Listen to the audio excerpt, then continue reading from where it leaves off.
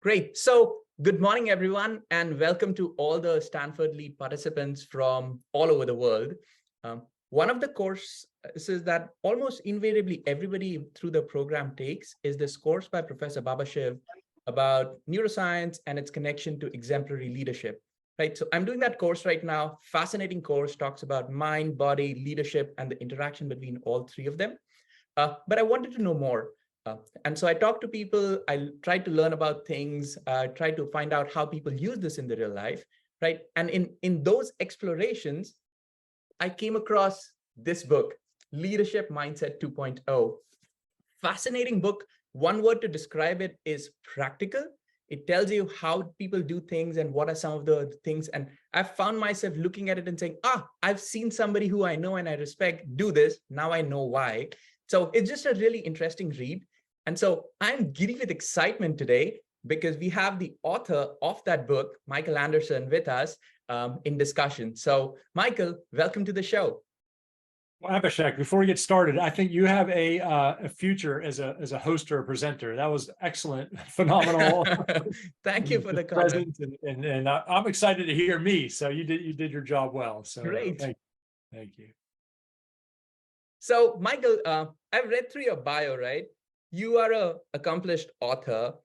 You've started businesses, so you're an entrepreneur. Heck, you've done that 3 times over, right?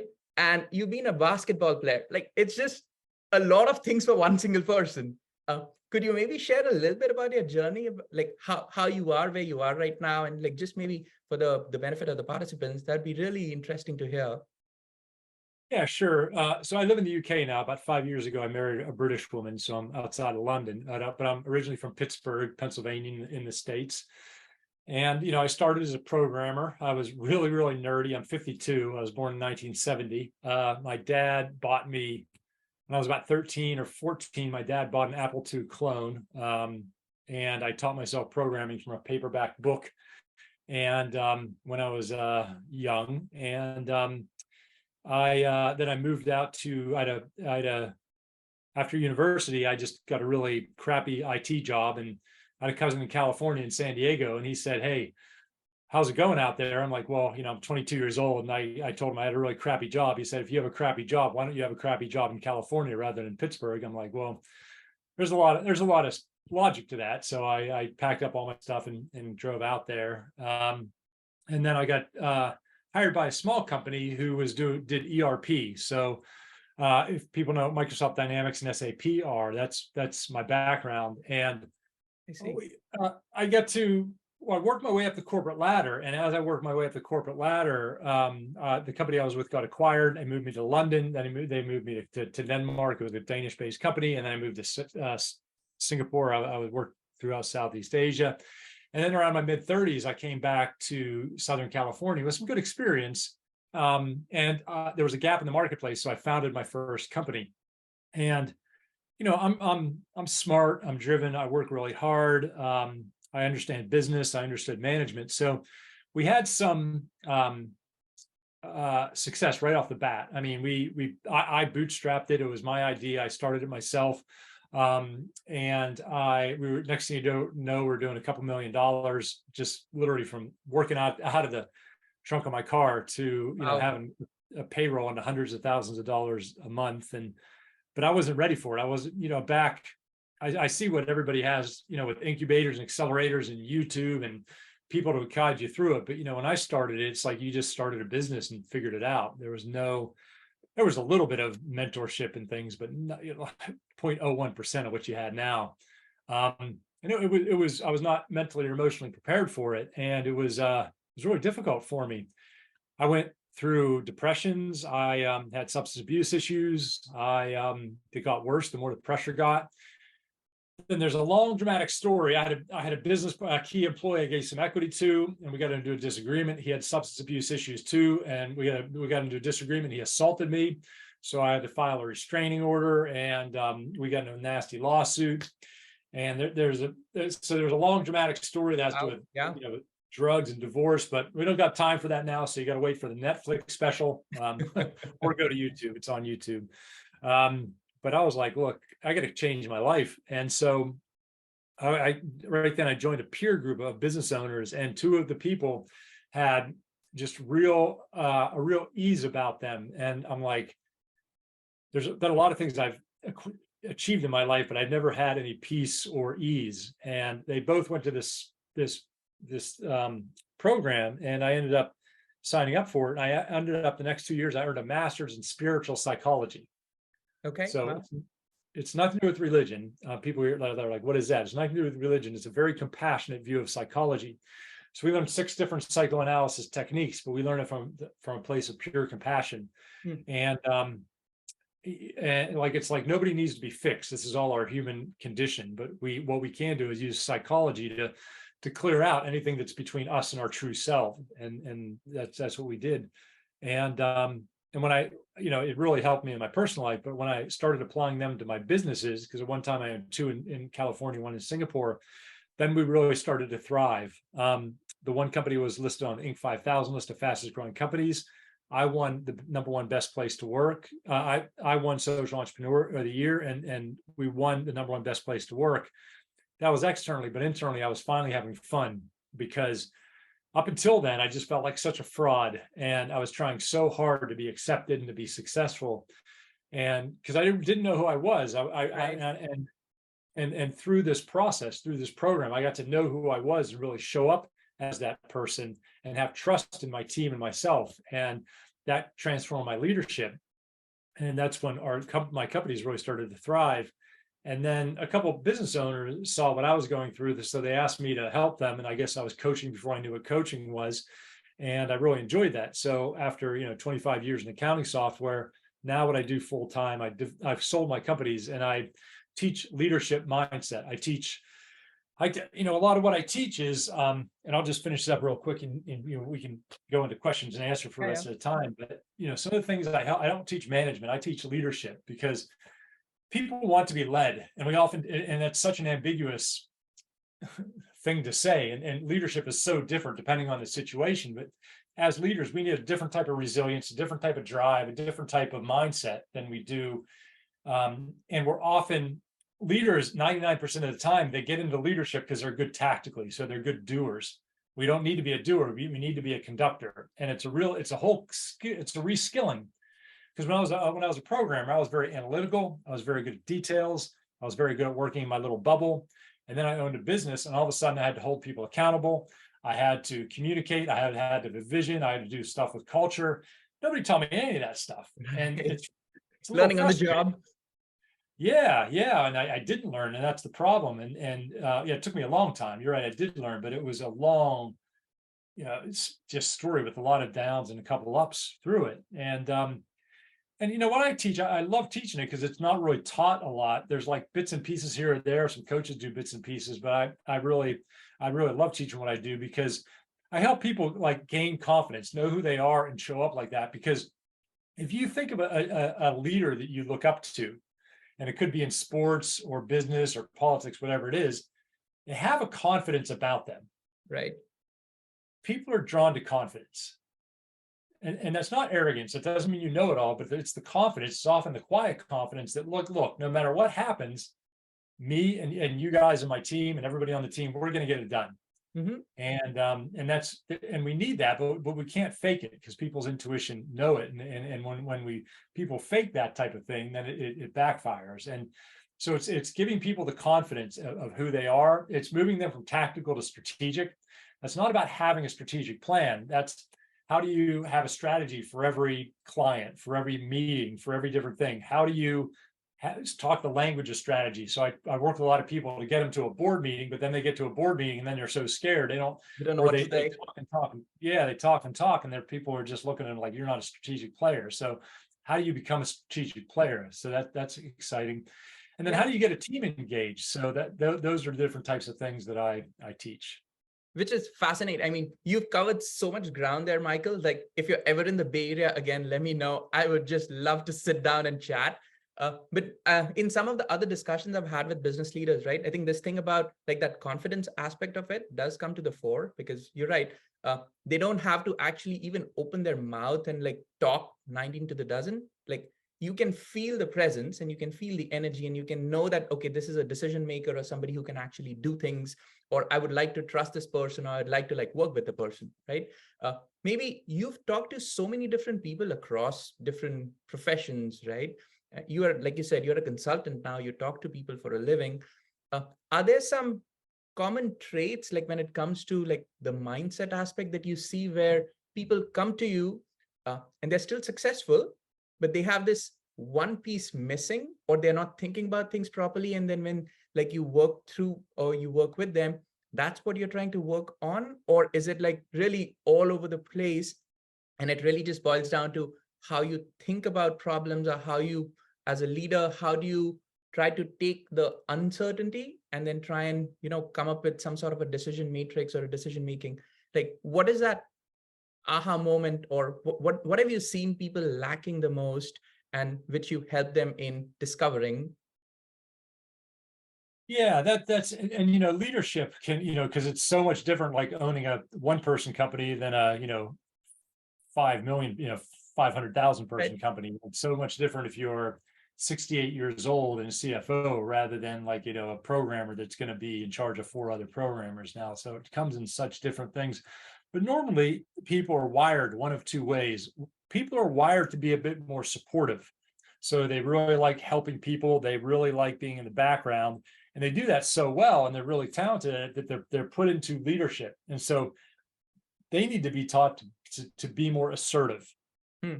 to speak up at meetings, to set clear boundaries, to push back, because normally they just take everybody else's crap, you know, Right. or whatever. It's like, and And then sure. anybody comes to them and they say yes, yes, yes, and that's why they're really like sometimes they're respected, sometimes they're not, because maybe they don't set boundaries, but they are very helpful, they're very friendly. So they have this type of thing, but they're really smart and they have great things, but we need them to have difficult conversations because they don't like having the difficult conversations. We need them to step out of that. And then on the other side, you get some people that are really driven, and they're driven and they don't mind conflict and all these other types of things. We need them to slow down. We need them to have more mindfulness. We need them to have more compassion. So that is, you know, if you want a more simple answer to that, that's what we need to do. Is people need to. I had a coach one time. He asked me a great question. He's like, "What's your superpower?" And you know, I said, for me, I was thought about it. I'm like, I'm massively driven, and I will get things done. And he goes, "Okay, how does your how does your superpower hold you back?" I was Hmm. like, "Whoa," because he said, "You know, if we're a superhero, you know, if we have a superpower, we rely on it too much. So we should be using it 80% of the time, but we use it 98% of the time. And that 18% you overuse it, you're hurting yourself and you're hurting people around you." And that's true for, I think, almost all of us. You know, if we're good networkers, we try to solve everything with a relationship. If we're good salespeople, we try to solve everything by sales. If we're a good technology person, we try to solve everything with technology. And you know, it's great to have those things, but you have to know when to lay off your superpower. Fascinating. One of the things that you were talking about, right, about like your own superpower versus like how you use it and all. Uh, One of the things that I've struggled with a lot is how much of this really is just internal to you and how you feel about things versus how your interactions with other people work out, right? So there's this book by Daniel Goleman about emotional intelligence, and it talks a lot about like in order to be successful on the outward side, right? You have to know yourself, you have to understand and like figure out what you're feeling and how and why of it before you can actually like bring it out into the world. Similar concept that we've learned with from Baba Shiv too. I wonder if you have any thoughts on, has that really been true for you personally, as well as for what you've seen from different people? Yeah, that's exactly right. And that's what I talk about. The foundational rule of leadership in my book is your leadership is a reflection of the relationship with yourself. And that means deep down, if you don't truly trust yourself, people are going to not truly trust you. So they might say, "Oh, I like Mike. He's pretty good and he makes sense and he's smart, but just there's something about him that doesn't click." And we really, you know, 2/3 of what I do is working on the relationship with ourselves. And that's coming into what I do is I tell leaders they need to know, like, and trust themselves. There's a lot about self-love out there, but that's a deep concept that sometimes is hard to get our heads around. But you have to know who you are. It's like I didn't know who I was. And so I was so insecure that I was trying to be whoever I thought everybody else wanted me to be. And of course, that's not, people aren't attracted to that. People aren't like, they don't follow people like that because they know there's a disconnect. But I didn't know any better. So I got to know who I was. And then I got to like myself, because you got to know yourself, but then like yourself, right? You know, you can be like, oh, I'm a bit of a jerk. That's doesn't really help. And you got to change that part. You got to heal some things.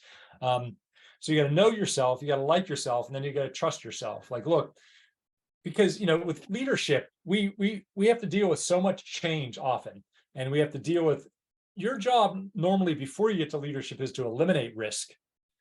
But as a leader, it's to manage risk. And if you're not taking risks as a leader, most of the time you're playing it too safe, or you're being too analytical, those type of things. So it's really about being okay. And your confidence is, you know what, I'm just going to make a decision with this limited information. And if it's wrong, because there's 25% chance it is, we'll just fix it. And when you, that brings more creativity into your team, that brings more playfulness, that brings that takes some pressure off of everybody. And that leads to more innovation. And that's easier like in a startup than it is in a bank, for example. Right. But we were talking about knowing, like, and trust. And then when you get really clear about who you are, that's when you can say, and I'm very clear when I work with clients, or I bring, like, I don't really have employees, but I bring subcontractors. The older I get, the more I'm like, look, this is who I am. If you're not okay with that, that's okay. But I'm going to work with somebody else, and you can work with somebody else, and we'll all be happier. And I'm just so blunt about it. And I like when people are, my friends are like, it's like, I really like when people are like, look, I like this and this and this and not this. And then I can choose, do I want to do business or whatever with them? And, we see that with brands, we see that with leaders, we see that with different things. And that's the transparency and the integrity piece. But that's also the alignment piece. Yeah, you're right. Because in one of the discussions I had with Mike Femer, he's the CTO of the company I work for. He's a serial entrepreneur too. And one of the key insights that he had in his discussion, like, he's been doing this for 20 years. I asked him this thing, right? I think one of his key insights there was, as a leader, like, it's okay to make decisions with less information, right? What's important is you as a leader need to suck that ambiguity out of the room into yourself, so that everybody else in the room has that nice warm feeling that, okay, this is what we need. Like, there's the less ambiguity that your team has, the better they perform. And then whatever decisions you have to make, right? Like, if you don't have enough information, you make a decision. And then, yeah, if it's wrong, it's wrong. But like, it's still better than having just this atmosphere where everybody's ambiguous and everybody is just trying to, like, think, oh, is this the right thing or is that the right thing? So that resonates very well with what you just talked about as a leader, like, what you have to do and how you have to make decisions in face of ambiguity. Yes. Is this a common trait that you always end up having it that way, that not everybody really knows enough and it's okay? Or what do you? Well, I think, it's let me bring up something. I'm going to do a politician thing and not answer your question, but and bring up something else. I'll do a good hosting and ask you again. But just something else comes up that I like to talk about that sometimes can stir some creative thinking, and is that I'm not a big believer in collaboration in certain areas. Mm-hmm. I believe and there's been some studies about this, when it comes to like creativity or making certain decisions, the more people around, the more groupthink there's going to be, and the less risk taking you're going to have. Like, as I was transforming as a leader, I had a great coach named Michelle Saul, and I'm like, as I I learned about these different things, I'm like, hey, it's time for us to have a purpose and a vision for the company. And I'm like, I'm going to get my leaders, let's get my leadership team together and let's come up with it. She's like, no. I'm like, what do you mean, no? I want everybody to be on board. She's like, look, you're the owner of the business. They joined because of you.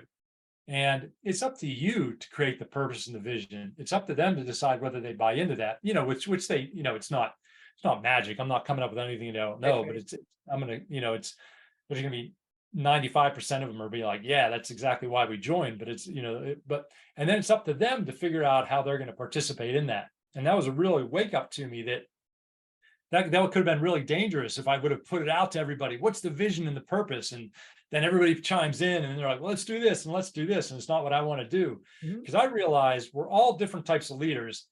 I've had 3 business partners and 2 have either ended up in court or close to court. And that the reason is because I'm a visionary leader. I get very clear about what I want to achieve. And I really want my companies to help achieve that. So I'm very good on my own and I can hold that vision and I don't mind the responsibility. That's just how my personality type is. I know other people that first thing I do is look for a partner, and they are great in partnerships, and that's the way they survive. That's the way they thrive. And so you really have to understand who you are in a partnership. And, almost everything that's been unique has been one person's vision. It's like there was Steve Jobs and Steve Wozniak, but Jobs had the vision and Wozniak helped him. They didn't come up with it really together. I don't know. I read the books and, we never really know, but it's not like they voted on it or anything. It's like, look, this is what we're doing. Same with Bill Gates and things. So we got to be careful. I say that a bit jokingly, but I do believe in collaboration between departments or on implementations, but, don't be afraid to have a bold, if you have a bold thing that you believe in, be careful getting like input on it or putting it out to a group, because they may not see the vision that you have, and it may get watered down because everybody may not have that same visionary thing, or they might be trying to reduce the risk or whatever. Yeah, I think it also lines up nicely with something else that you have in your book about like the pyramid, right? The pyramid of values versus the pyramid of actual, like, I guess, service. And so it depends on which spectrum where you are. Like if you have a company or if you're in a leadership position and if you have a vision for something, right? The onus is on you to actually get that right, because the option is failure at that point, right? Like if you don't get that right, the company culture suffers and like it just becomes terrible. On the other hand, though, like when it comes to actual service and responsibility, right? I think that's where like the whole thing changes, right? You're putting the reason why customers buy into your vision as the top priority, and then like what your team does versus what you so it also like lines up really nicely from those 2 aspects, that as a leader, you have to really like context switch between what is it that you're really interested in talking about or thinking about, and then trying to align how you think. Yeah, you're exactly right. And, you guys are from Stanford, so I'm sure you're interested in like business founders and business owners and the people that, if you want to talk about commonality, the people that are successful business owners, by and large, I have seen one thing that's unique in them, and you got to be careful because anybody can have an idea now and get it funded. So this is not for everybody, but most founders are in their mid 40s. They've had some life experience. Not everybody gets funding, but what I realize that most successful founders is they have this belief that they can do it better or faster or cheaper than it's already being done. And it's like there's this competitiveness that like, I'm going to show everybody that I can do it. And that's where that drive comes from. That's where also that service comes from. Like, look, I can do it better, and I'm going to serve the customer, in a better manner. I get a better idea for how these people are going to solve their problems. And that's why the people that are just out there to make money, to me, more often don't make it, because they don't have that specific drive, or they're not laser focused on, because we're all, so many of us are competitive. And when we set our competitive juices to serving the customer, or, whatever that, or in some similar aspect, then we're really powerful. Yeah, it's hard though, right? Like you said, people are competitive on one side, but like any leadership or like things that you read about, right? A lot of things talk about collaboration, and it all becomes like a giant, like one aspect, like one frame of reference to look through. And like what you're pointing out is not everything is about collaboration. There are places and things where you absolutely need to collaborate because it's a team sport, right? You're building a team of professionals, which is going out and like trying to win a championship or something. But there are other places where you can't really have a consensus thing. You need somebody to actually, like, the buck has to stop somewhere, right? you have to take the ownership and you have to drive that, because if you like think about it from different perspective, you're not going to align. And yeah, it's very interesting that you brought that up, because from people who I respect tremendously, right? I've heard that a lot, that like you just have to do it. And it's not a question of, well, what will this person think or what will that person think? Maybe they don't think of it from that perspective just yet, but maybe they'll buy into that vision. And if like, that's where magic happens, right? Everybody's aligning to your vision. And like, if you're trying to like bring about like the change, like you said, of it's not done as yet, and we want to do it, guess what? That requires to be thinking out of the box.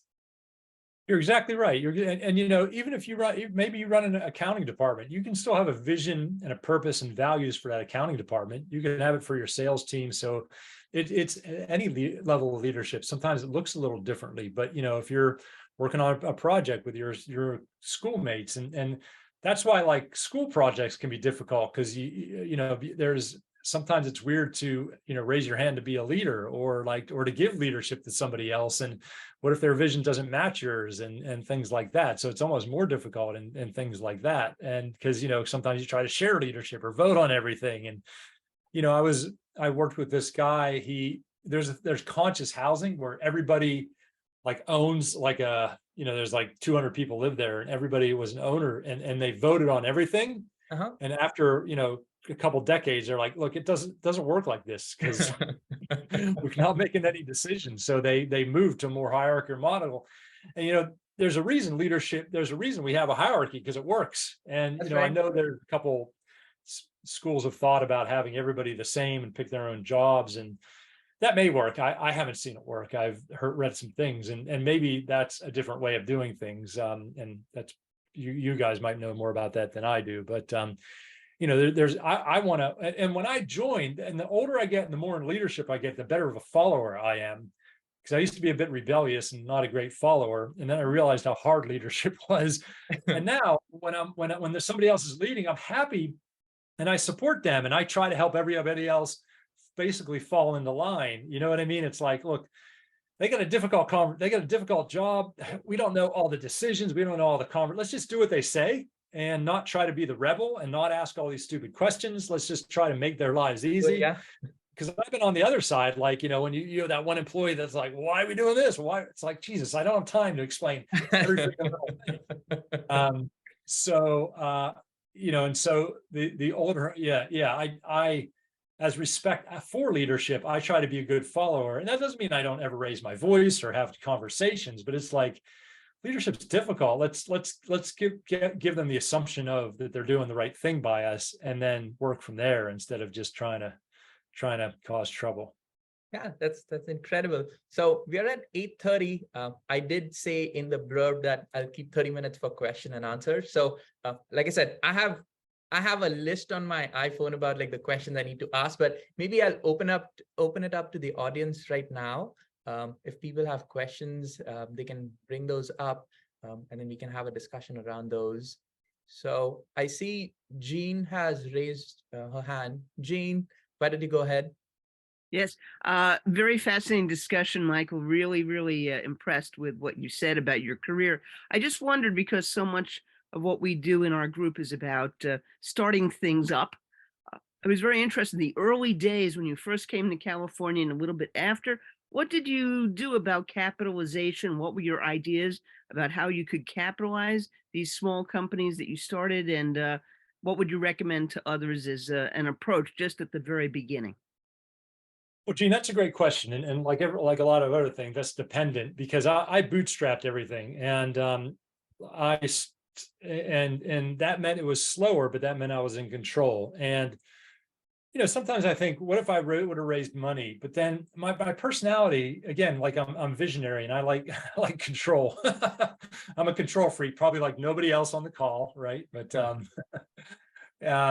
know, where have you heard that before, right? yeah. And so it was right for me to do that, but that meant I'm not a triple billionaire or anything. And so, you know, when it comes to capitalization, there's so many different ways to do it: to bootstrap everything you're on your own, to get friends and family, to go out and raise some money. Part of me wishes I was, you know, at one time in my life, I did a money raise either for me or for somebody else. But it just doesn't sound fun just to pitch, and then you make some money and pitch some more. But other people may love that. So yeah, I don't know, Gene, did I answer your question or did I just talk? Yeah, he did a lot of bootstrapping, which is amazing. I do have a follow-on question very quickly. Sorry, Yeah. but so much of what you said was about communications, and I've noticed that CEOs and big executives have often very excellent communication skills. How can people work on that? The communications level that they do have, how can they advance that through their career?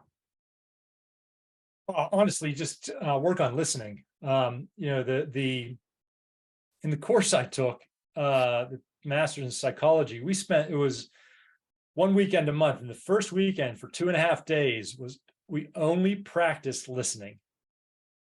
And at the time I didn't get it. I was like, this is stupid. Why are we spending this much time on listening? But you know, and I'm doing a lot of talking here, but you know, when I'm in like a leadership role or facilitating, I practice meditation. I'm very mindful, and when I'm at my best, I'm really listening. And it's that one word that somebody says with a different tone of voice, or it's the one body language. When do they cross their arms because their body language changes? That's where the gold is. And so that's, you know, there's so much we could talk about communication. There's communication of communicating to others, but there's a lot more gold in listening with really tuned in. You know, who talked over somebody else? Oh, that person might have something to say. Let's make sure they say. Let's give a little hint to the person that just talked over them. That's really not a good hint. You know, the little stuff like managing the group is really magical in a way, because you can send so many little signals to people by how you manage the group, by not saying a lot but doing that. Does that make sense? Yeah, great. I know I threw 2 big questions at you, but thanks for your answers. Thanks, Gene. Pleasure. Rupa, you had a question? Yes, thanks, Abhishek. Hey, Michael, thanks for doing this talk. It's been very insightful. I run a tiny nonprofit for technical women, mostly on the engineering and PM ladders. So I was wondering if you have seen any differences in leadership styles and qualities between genders, like women versus men, and if you can talk a little bit about that, just from your experience. I can. It's odd because I just did a LinkedIn post and a Facebook post, and everybody make sure they connect with me on LinkedIn. It's r_Michael_Anderson. I'll pop a link there in a few minutes. And in the past 3 days, I've done 2 workshops on overcoming imposter syndrome. I've talked to Lean In circles. I've talked to National Association of Women's Business Owners. So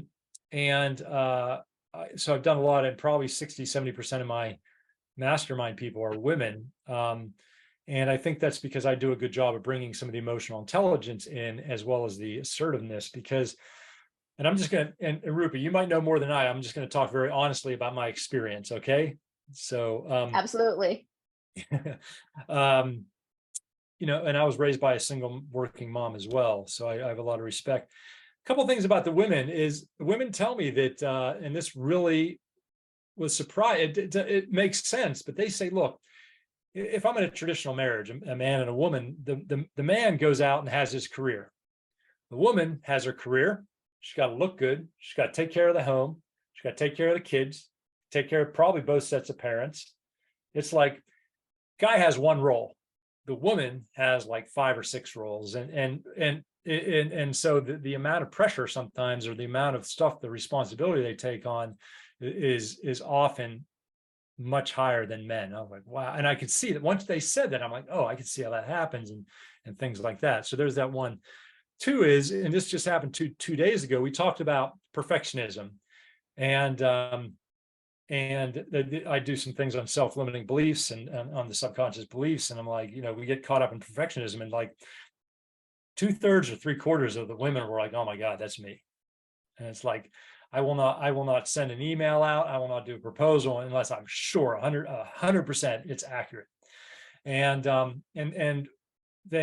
women have told me, like, if there's a job opening and they want 6 things, if a guy has 4 things, they're like, I'm going to go for it, or 3 things. If a woman has 5.5, they won't go for it. sometimes. And again, these are generalities, so they hold themselves back in this perfectionism. I gave the women in the workshop a challenge. I said, look, you have to send an email out with a purposeful spelling mistake in it, and they almost fainted from stress. It's just, and it's difficult. And I also hear all these horrible stories about them having to deal with male-dominated cultures and men speaking over them and just cutting them off, and it sucks. But I gave you a lot of information there. But did I answer your question? Sort of. I'll follow up with you for further discussion on this, because perhaps we can collaborate on some things that you may not be aware of, and maybe come up with something that could be more helpful for the women. That's a very politically correct way to tell me. I got scolded, but not I'm really. learning. I'm an engineer by training as well, so I'm learning. Okay, good. Well, thank you. Thank you. I'd love to hear more. Thanks, Rupa. Sukesh, you had a question? Go ahead, please. All right. Morning, and then probably Michael, it's good evening to you. So first of all, great conversation. Loved some of the perspectives that you brought up, and the fact that a leader should be taking decisions. I kind of correlate that to, for example, in the military, is a leader who has to take the decision of the mode of attack and not leave it to the soldiers, right? Otherwise, there'll be complete chaos, right? And then the other perspective that he brought up, which is so relevant, and that is communication is highly dependent on listening. It's not only in the professional field, even in personal field, parenting, communication is a lot about listening. It's not about just saying or mouthing the instructions, right? So that's why we have one mouth and 2 ears, right? You have to listen more. Yeah. Right?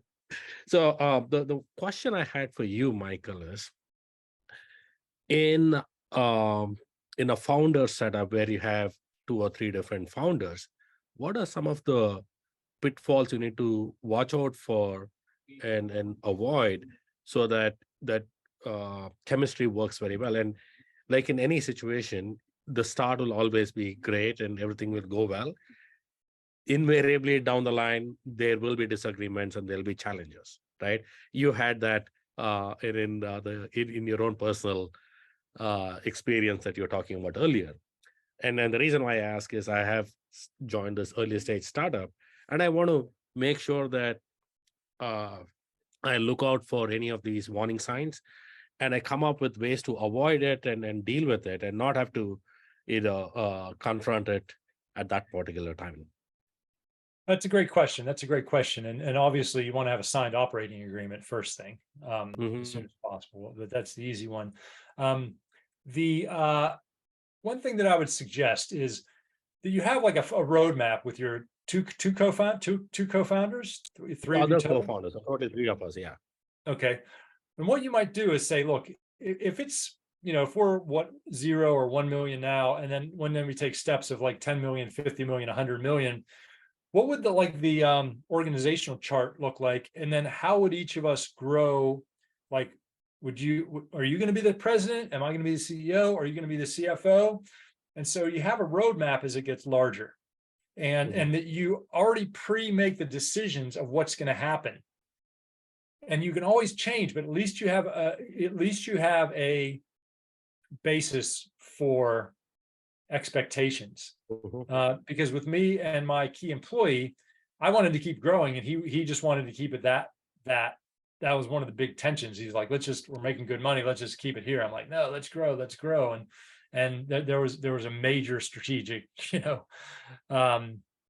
piece of tension there. And so if you can have these conversations now, and again, you're not tied to them, but you may be thinking you're going to be CTO, the other guy's going to be thinking he's a CTO, and the woman's she's thinking she's going to be CTO, and then it gets to it, and then you have a big argument. But if you map that out now, then that at least gives you something to negotiate from at that time. Yeah. Good. Thanks for that context. That gives me some ideas already. And definitely something.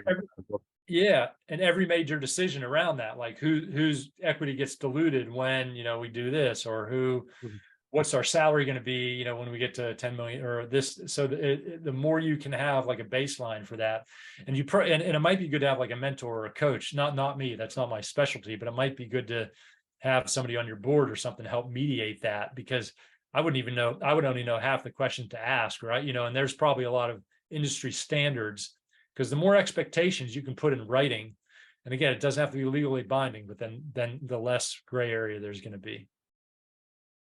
Yeah. Thank you. Thanks for that perspective. That definitely is valuable. Cool. Good luck, man. Good luck. Thank you. Thanks, Shikesh. So I don't see any other hands raised right now.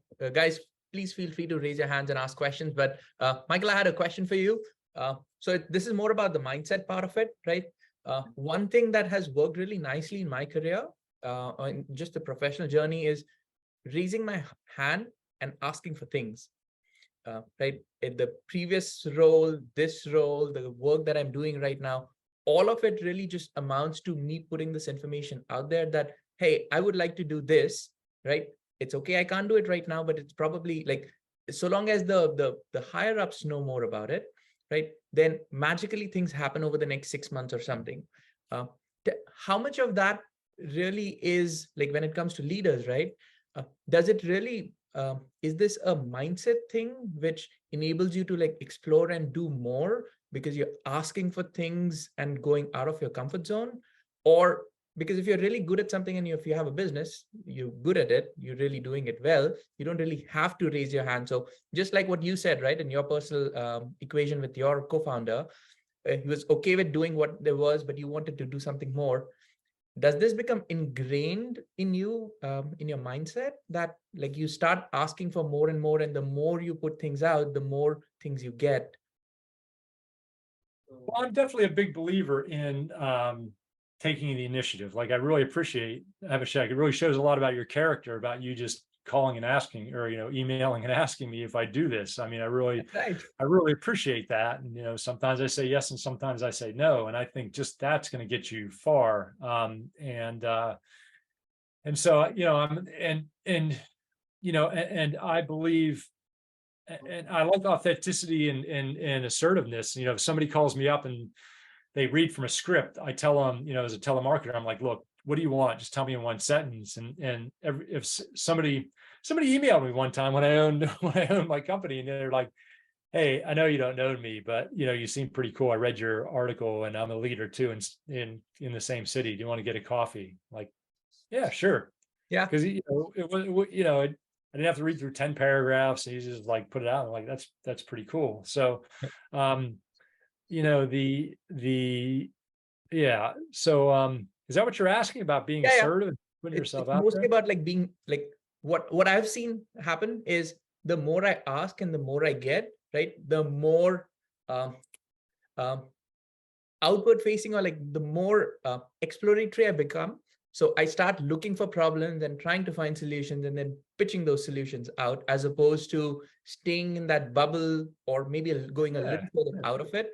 And so it's just like, it helps your brain think and like start becoming more and more of that type of personality, where you'll try and find innovative solutions, and it will help you in, again, morphing the way you think about problems or things in your life.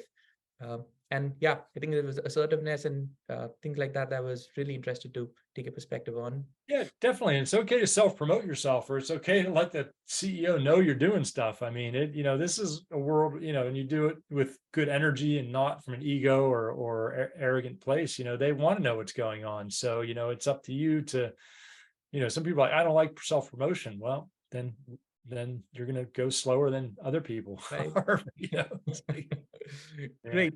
So I see George has his hand raised. George, please go ahead with your question. And you're on mute. There you go. Yeah, George, we can't hear you, buddy. You're not off mute, but you can't hear you.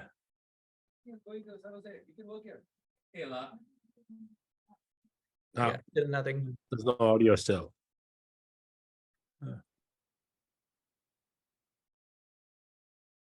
Yeah. Okay. Is that okay now? Yeah, there you we go. got you. Okay, great. Apologies for that. Yeah, thanks for the conversation. I think you give us some very good insights with your talk. I have one question because I'm resonating with something you said about like 80% of your like skill that you have to actually use, like your super skill and superpower. It's actually very true because you cannot actually. Sometimes I've noticed that the team or management sometimes they cannot actually follow.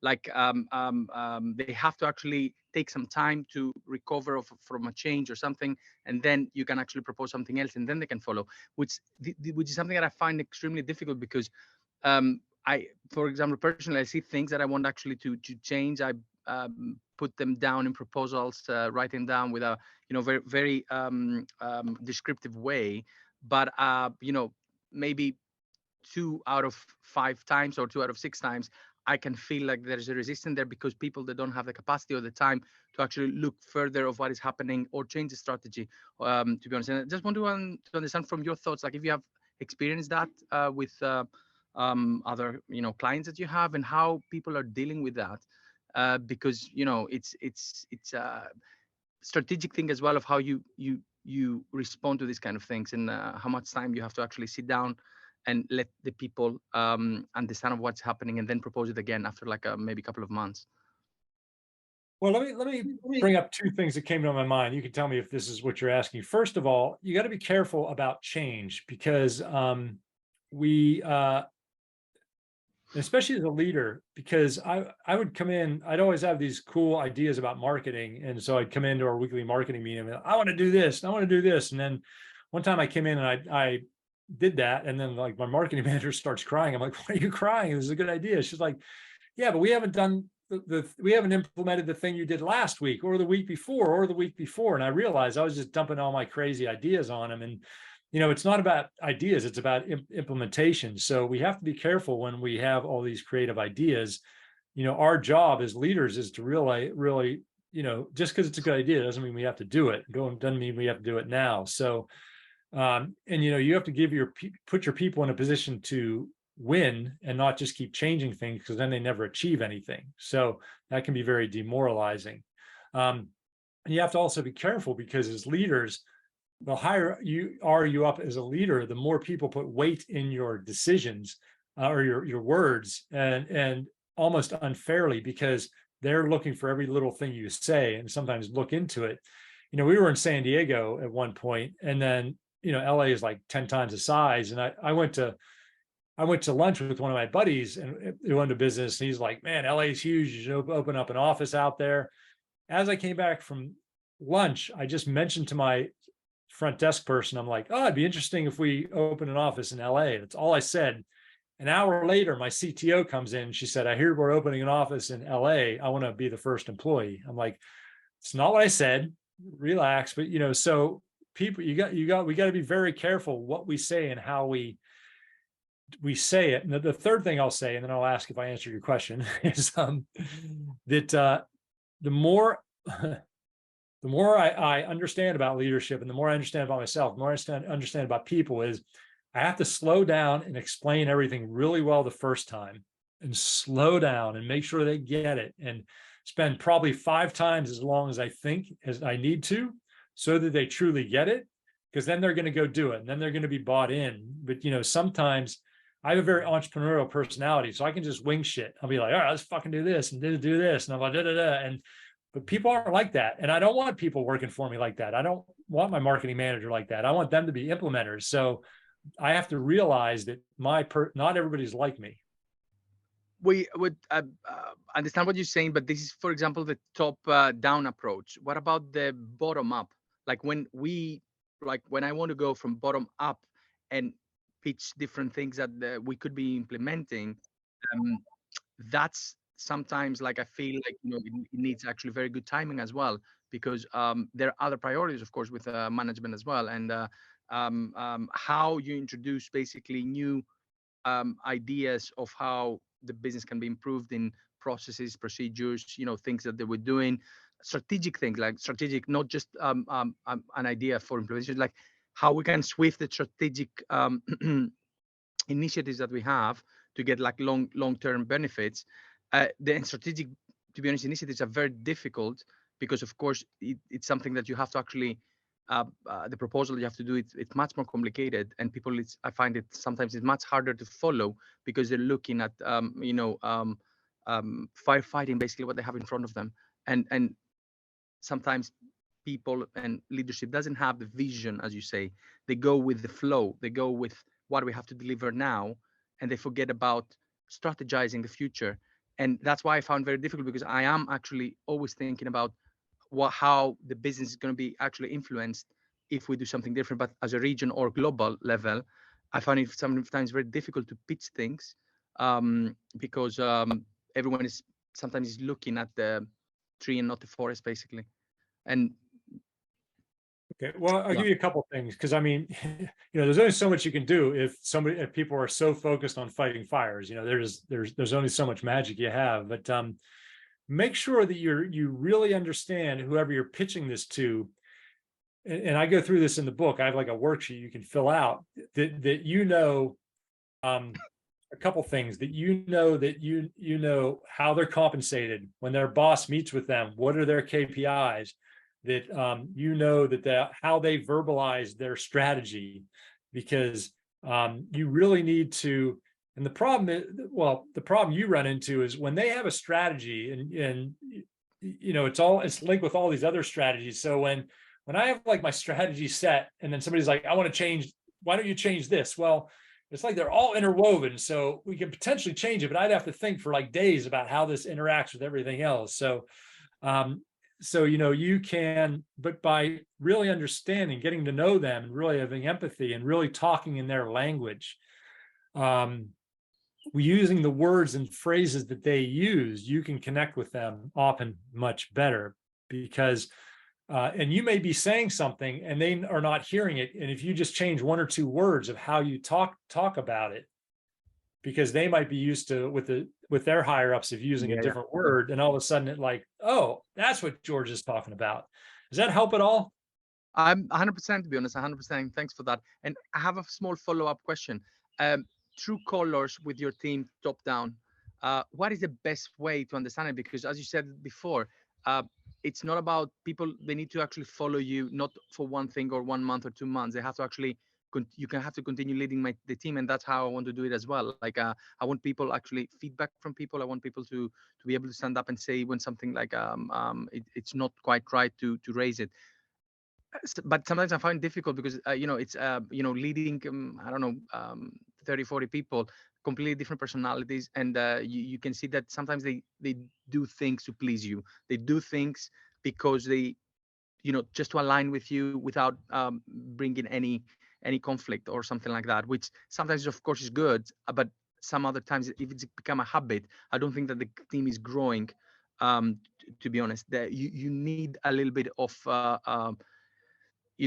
communication and with the team in a more effective way, to be honest. So what is your suggestions for actually finding the true colors in a team and bringing it to the surface in a political correct way, of course? Yes, that's a good question. And it's a good question, George, and that takes time. But one thing you can do is, in front of everybody, is take full ownership for when you mess up. Yes, and be 100%. like, look, I screwed that up. My bad. Apologize, everybody. I set us behind, and then just go on with it. And they're like, oh, George can say that, then I can say that too. You don't have to dwell on it, but just be really clear that you take full responsibility for that. And then probably other things like, that when people take risks and they succeed or fail, just to say, hey, I really appreciate you taking that risk.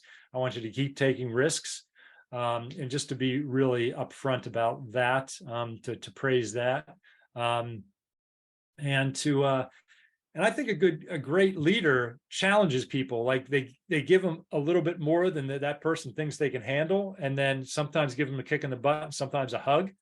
But where real loyalty comes is when you help them grow as people, and by helping them stretch out of their like comfort zone.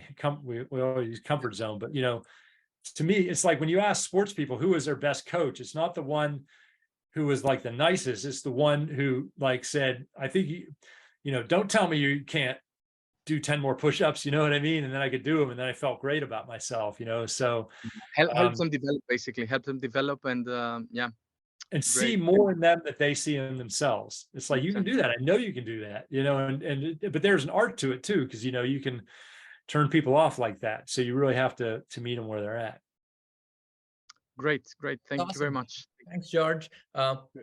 Michael, I think we have time only for one more question. Sukesh, maybe why don't you go ahead and we'll close off the session. All right.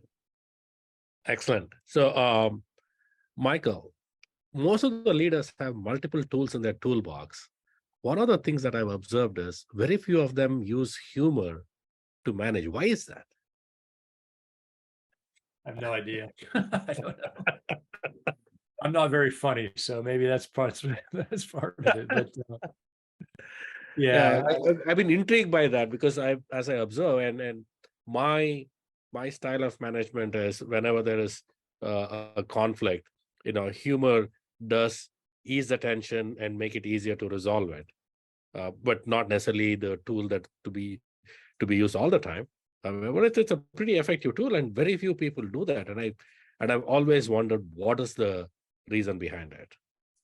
you know, what comes to me, and I'm sure there's been articles written about, I've read articles, I just can't recall them before, is you have to be really mindful to deploy humor well. I mean, some people are just funny, but for, you know, I don't consider myself a natural comedian, but when I'm really tuned in and mindful and listening, then I can deliver a joke when it'll break tension, for example. And like I try to when everybody's too serious, I try to give it a really sarcastic, dry joke, because it takes them a second or two to realize it, and then they're like, okay, let's not take life so seriously. But I can't do that unless I'm really tuned in and mindful. Does that make sense? Yeah. Excellent. Thanks. Thanks, Michael, for everything. Really, hey, Michael. great. Yeah, thanks a lot for doing this. Really appreciate you taking the time. Like, this was a wonderful session. I have the recording, so I'll make sure that like everybody else also gets access to it. But again, once again, thanks a lot for your time, and have a great day. Pleasure. I really thank you for just you asked great questions, and Abhishek, if you could put my LinkedIn profile in, it'd be great to connect everybody. And then when you guys start your $1 billion a year company or whatever, then you can invite me in to speak or do some stuff with you all. Absolutely. Thanks a lot. Thanks so much, everybody. Thanks, Michael. Have a good Bye. day. Cheers. Thank you.